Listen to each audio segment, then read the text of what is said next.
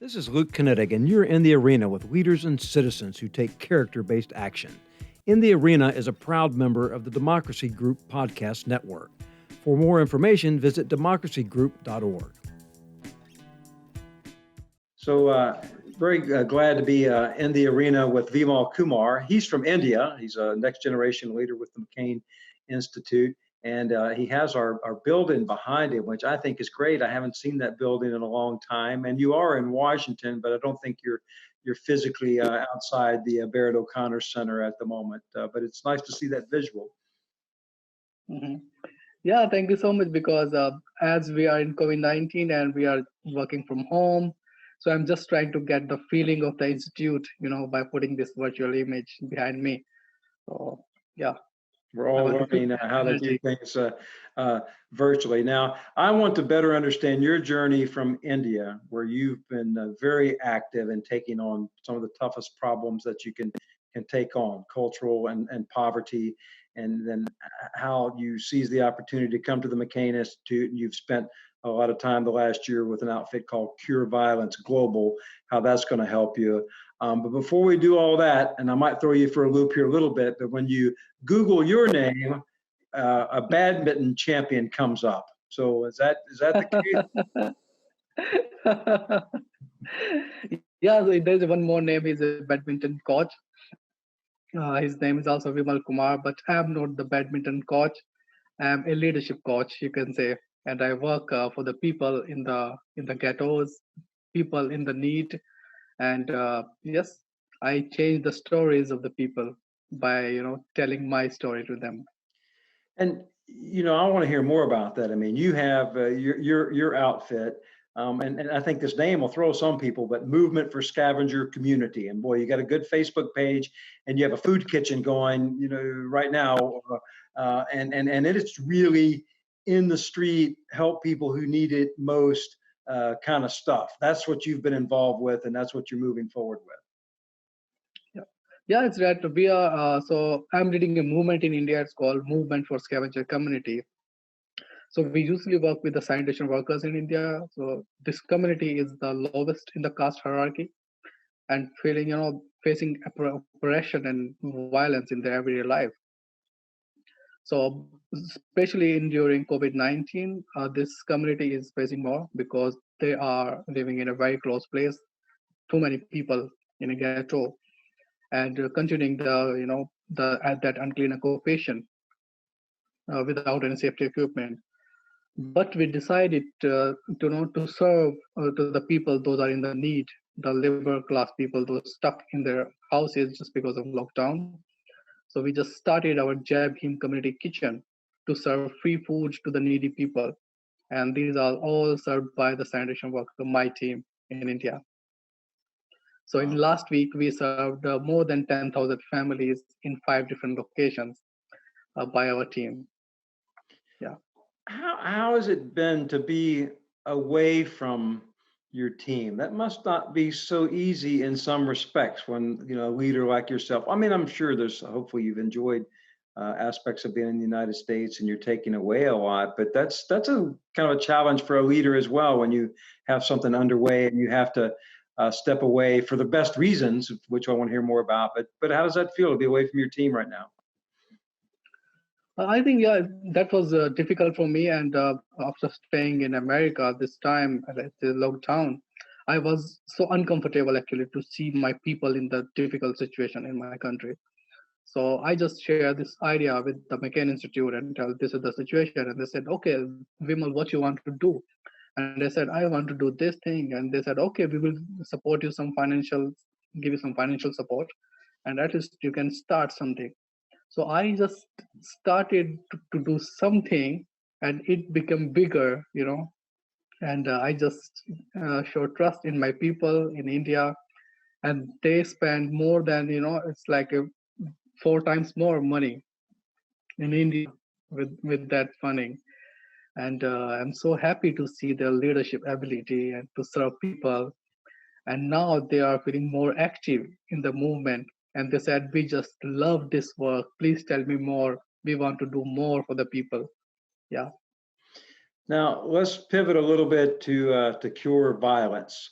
You were at their headquarters in Washington, D.C., and I've spent a little time around one of the Cure Violence chapters in Brooklyn, and came to understand that, you know, it takes people who lived a life of violence and gives them a new opportunity. And in many instances, those same people who are living a violent life are kind of ambassadors to show others how they don't have to live that life. That's one part of it that I saw. Is that accurate, or what have you learned from Cure Violence? Or Yeah, actually, I'm feeling so connected with Cure Violence work, especially those are working with the gun violence things in the ghetto, because in America, you know, people usually call these places like unsafe neighborhood, you know.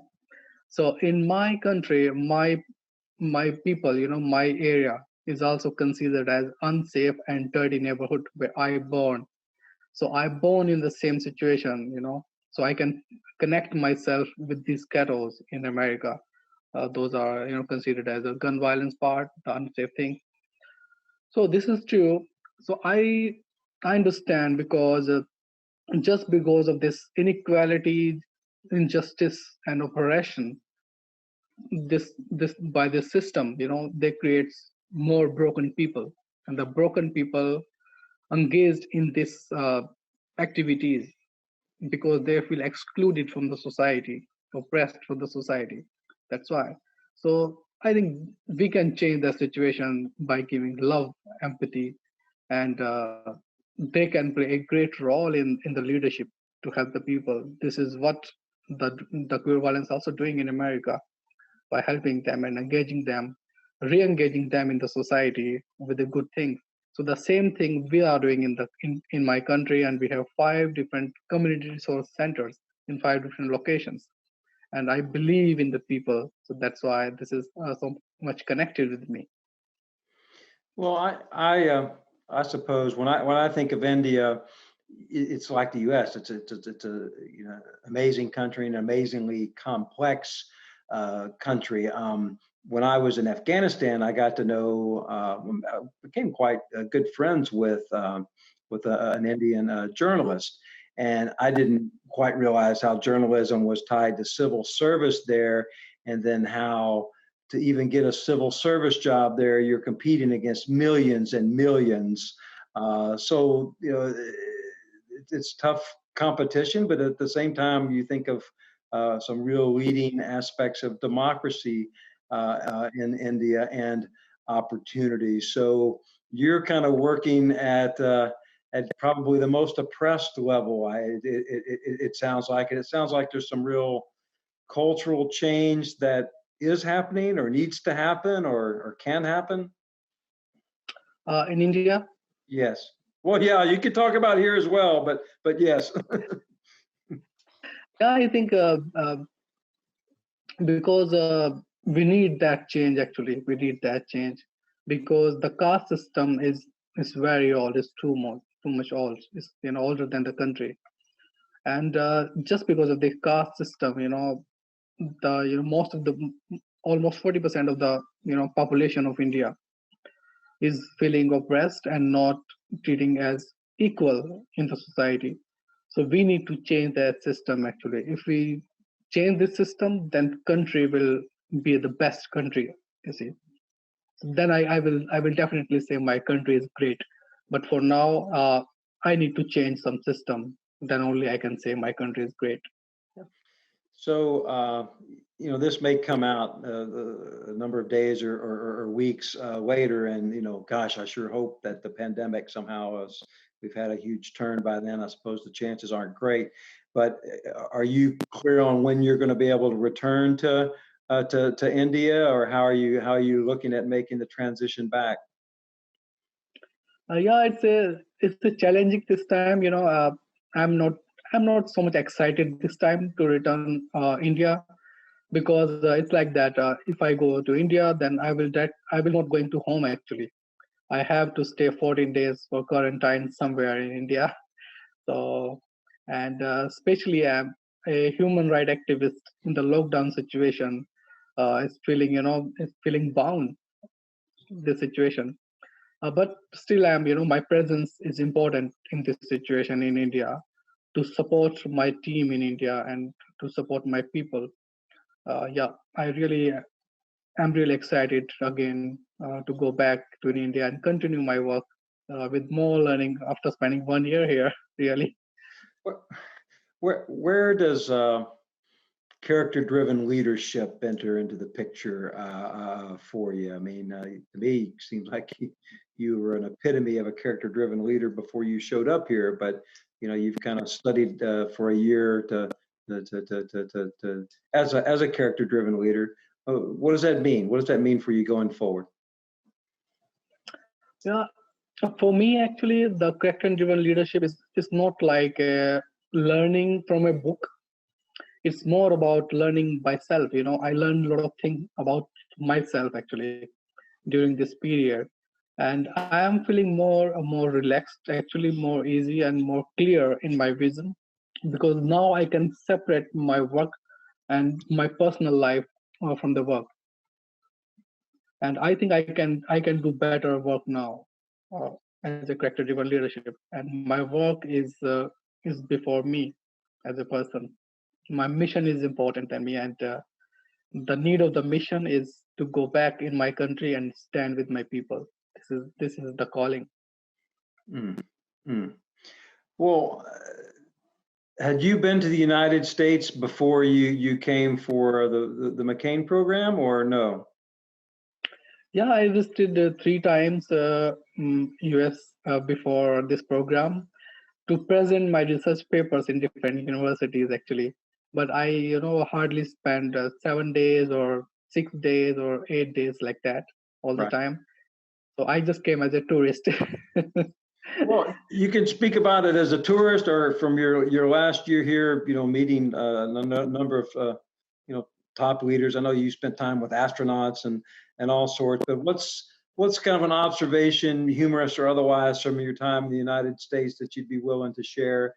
And then what do you wish, or what would you like to share with people about India, something that you wish people would kind of focus or know or think about more than perhaps they do? I think I would like to share one very important thing, very unique feeling. I experienced after coming here. So in India, I worked in different organizations. I studied in universities, different schools, but always with the experience of caste discrimination in India. But after working here almost 8 months, I experienced a caste-free, a discrimination-free experience. This is the most important part of my life actually. uh, I being loved by people. They just kept me like a flower.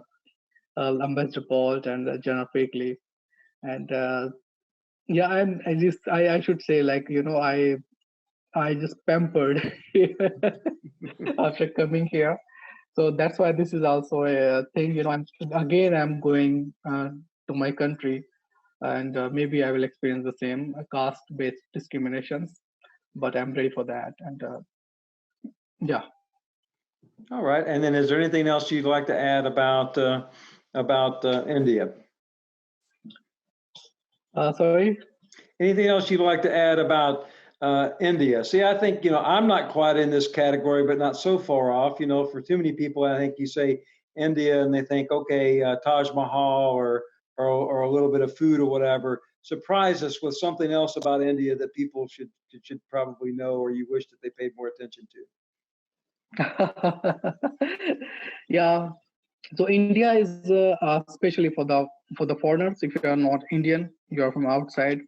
India is very welcoming, and especially if you go to the village area of India, and people always ready to serve you food, drink all the time, free of cost. You can knock any door, and people will provide you food. This is my experience. Yeah, yeah.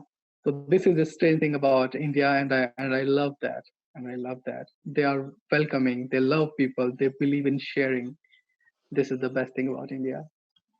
Well, VImal, we're honored to be connected to you. All the best. You've come from a tough mission. You're going back to, I guess, what's even a tougher mission, but it sounds like with more resolve and leadership and possibilities and courage than ever. And we look forward to keeping up with you. And you have to let people like me and others know how we can help. Yeah. Yeah. Thank you so much about that. Actually, I'm excited, and yes, I have more confidence now. Yeah, and I can feel the people need me, and I have to stand there with the people to change more stories in the field. Mm. This podcast is produced by Patrick McCann and Justin Kessler. If you like what you hear, please subscribe, tell your friends, or leave a review.